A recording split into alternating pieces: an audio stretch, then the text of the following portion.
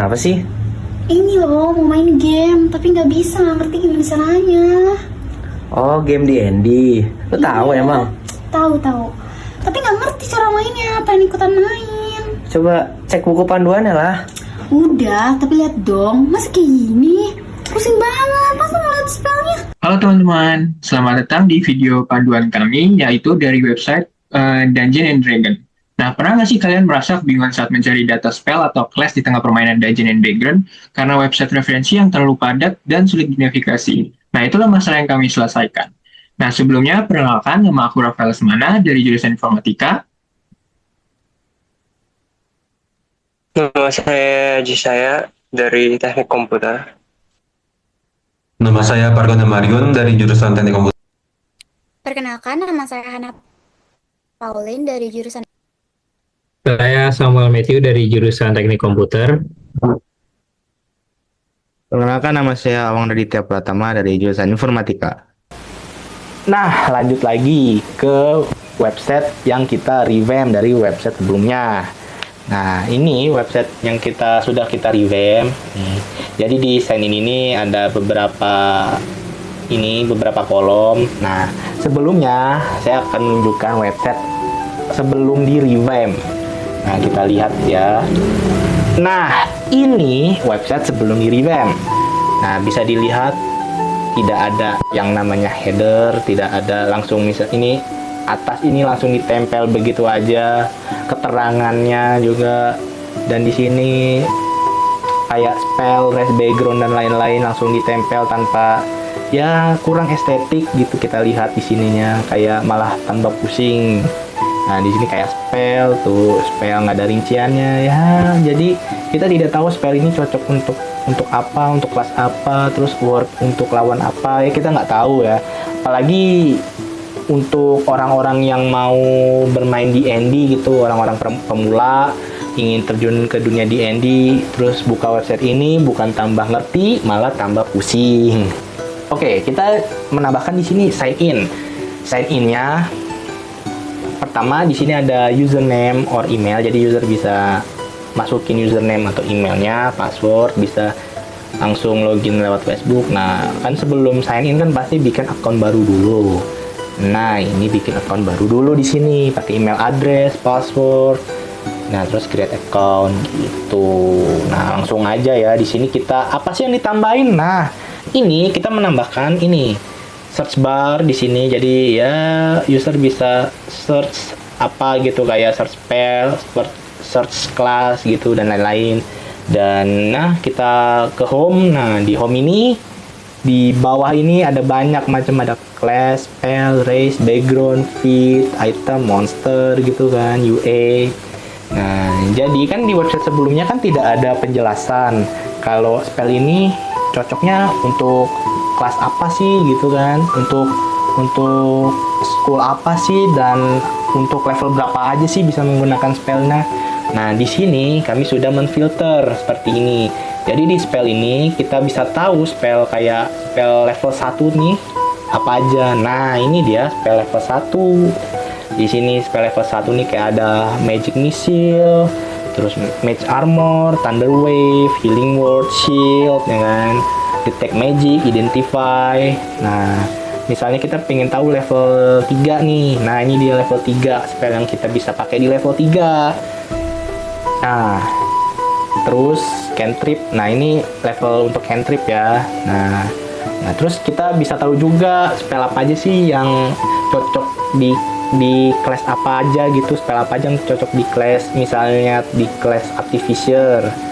Nah, ini nih. Nah, kayak gini. Spell-spell yang cocok di class Artificer.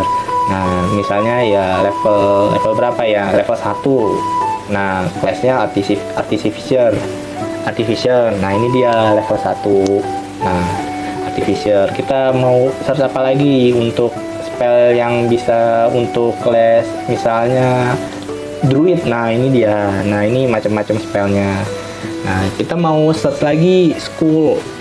Apa aja sih yang bisa dipakai di, misalnya di Conjuration.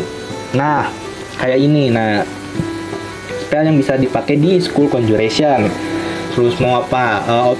Abjuration, kita pilih abjuration. Nah, ini spell yang bisa digunakan untuk school abjuration. Oke, lanjut. Di sini ada kelas. Nah, di sini ya bisa dibilang nih kelas-kelasnya ada apa aja, terus deskripsinya ada apa, barbarian, bard, ini deskripsinya di bawahnya. Terus lanjut lagi ada race. Nah, ini kayak human, elf, dwarf ya, sama seperti tadi, di bawahnya ada penjelasannya gitu. Dan ini ada tingkat kesulitannya ya. Di sini ada medium, small, medium, small, medium, small. Ini bukan tingkat kesulitan, lebih ke ukuran ya.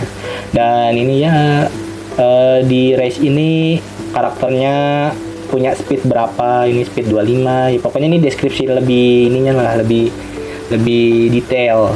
Lanjut ada background. Nah, ini ya background kayak background dari kelas sebelumnya gitu, kayak background stage ngapain aja sih, background kriminal nih ngapain aja, sailor, soldier.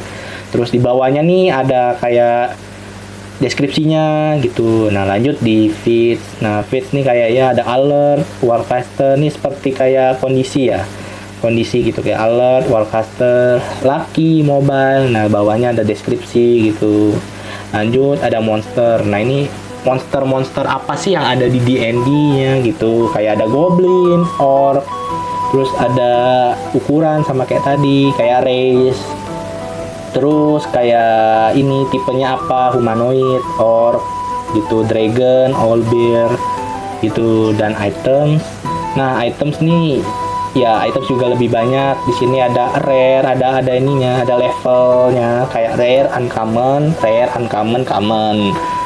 Nah, di bawahnya juga ada deskripsinya, jadi bisa dibaca-baca nih, legendary gitu, yang paling rare banget ini, paling susah gitu kan. Sini ada deskripsinya gitu. Terus ada heroic chronicle. Nah, ini seperti ya event gitu, kayak relationship, live event, background, dan ya deskripsinya bawahnya. Terus ada racial fit, ini sama di bawahnya ada deskripsinya. Dan miscellaneous di sini ya, condition, disease, poison, trap. Di bawahnya ada deskripsinya sama homebrew. Nah, ini custom class, custom race gitu, custom spell, bisa custom gitu. Terus UA, artificial, mystic, knight. Ini kayak kelas gitu ya, di bawahnya ada ya seperti biasa ada deskripsinya. Nah, lanjut. Setelah home ini kita menambahkan about. Nah, ini tidak ditempel plug di atas seperti website sebelumnya gitu. Jadi kita penjelasan itu udah ada page tersendiri di about gitu, jadi nggak ditempel di atas doang gitu. Nah, ini welcome ini, terus ada our mission, apa aja yang bisa ditemukan di sini kayak spell dan lain-lain tadi yang sudah saya jelasin. Ini license information. Nah, dan kita menambahkan membership. Nah, ini membership untuk premium member $5 ya untuk upgrade gitu. Kenapa bergabung ke member gitu, bisa support developer dan lain-lain. Nah, ini pokoknya masalah membership ya tuh.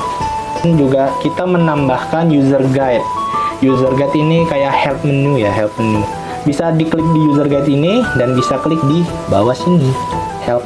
Nah, itu masih user guide ya. Pokoknya ada help menu lah gitu intinya. Nah, help menu di sini quick navigation dan lain-lain nih, using, character building, tip and trick. Ini kalau misalnya kita pencet nih, kalau kita pencet tip and trick lah, ini tip and trick. Nah, bakal ke scroll ke bagian tip and trick gitu. Jadi ya tidak usah nge-scroll sampai bawah gitu. Kita kalau baru buka user guide gitu atau help menu, langsung saja pencet di sininya nih kayak finding spell. Nah, ini dia responsif lah gitulah ya, responsif gitu. Sini ada legal privacy, langsung mengarah legal privacy dan lain-lain, community resource. Nah, udah mungkin itu saja ya dari prototipe yang kami buat. Tekan dulu yang kita revamp tuh menurut Ed Golden Rules. Yang pertama, strive for consistency, navigasi utama, header coklat dengan menu home, about, membership, user, guide konsisten di seluruh halaman. Tata letak card, gaya tipografi, dan elemen antarmuka seperti tombol back, memiliki bahasa visual yang seragam. Nah, terus Ada enable frequent user to use shortcut. Penggunaan dapat menavigasi ribuan data dengan cepat melalui fitur search bar global dan filter drop-down spesifik di halaman tanpa harus membuka banyak halaman. Ya seperti ini gitu kan. Nah, seperti ini kurang lebih. Nah, seperti ini. Nah, tanpa membuka banyak halaman. Nah, lanjut lagi ada over informative feedback. Penggunaan badge berwarna pada masing-masing kartu mantra seperti merah muda untuk evocation, ya seperti inilah ini evocation, terus ya enchantment dan lain-lain. Tuh. Nah, lanjut lagi design dialogs to yield closure. Penyusunan informasi dilakukan secara tuntas per halaman ketika pengguna membuka help dan bagian user guide. Bagian quick navigation memberikan gambaran keseluruhan struktur bantuan seperti ini. Nah, seperti tadi yang saya sudah jelaskan kan. Oke, dan selanjutnya ada prevent error. Pengguna menu drop down pada filter spell meminimalisir kesalahan pengetikan pengguna saat mencari kategori tertentu dibandingkan menggunakan input teks manual. Lanjut, permit easy reversal of action. Tombol back secara konsisten diletakkan di sudut kiri. Tombol back seperti ini di sudut kiri pada halaman about, membership, dan help, memudahkan penggunaan untuk kembali ke halaman sebelumnya. Support internal locus of control. Pengguna memiliki kebebasan penuh mengeksplorasi wiki dengan kendali navigasi mandiri. Terus reduce short term memory load. Label menu aktif pada navigasi utama serta judul halaman yang selalu tercetak tebal dan besar, H1 seperti ini, tercetak tebal. Nah ya. Terus kedua, kesesuaian dengan teori Gestalt, proximity. Pada halaman direktori, elemen judul mantra, badge, dan kategori, deskripsi dikelompokkan rapat dalam satu kart individual. Nah, kayak gini lah. Memiliki bentuk sudut melengkung dan format teks yang identik. Terus ada figur ground. Header navigasi berwarna coklat gelap memisahkan diri secara jelas dari area konten utama yang terang. Selanjutnya ada continuity, penggunaan sistem grid, 3 pada daftar spell, 2 kolom pada membership, menciptakan alur pandangan mata yang mengalir secara alami dan teratur dari kiri ke kanan lalu ke bawah. Terus ada closure, pembungkus visual berupa garis tepi, halus dan bayangan ringan pada kotak new to D&D. Dan kartu konten membentuk batas informasi tertutup yang memisahkannya dari area latar belakang.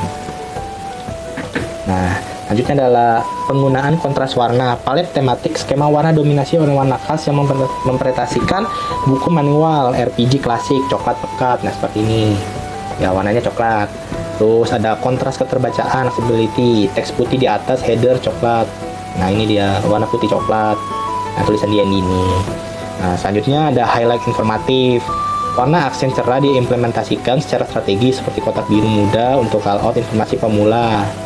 Nah, selanjutnya adalah huruf dan spasi tipografi. Hierarki visual, judul halaman menggunakan teks besar dan tebal. Judul halaman menggunakan teks besar dan tebal seperti ini. Nah, menggunakan ukuran menengah, mission getting started dan menggunakan ukuran normal. Nah, terus ada ruang kosong, white space. Berbeda dengan situs wiki yang lama, yang padat teks tersebut ya.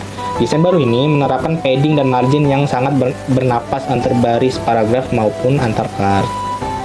Nah, terus ada yang terakhir ada penggunaan elemen layar proporsional, pemanfaatan layar lebar, penggunaan tata letak grid multikolom, memanfaatkan lebar layar antarmuka desktop secara maksimal.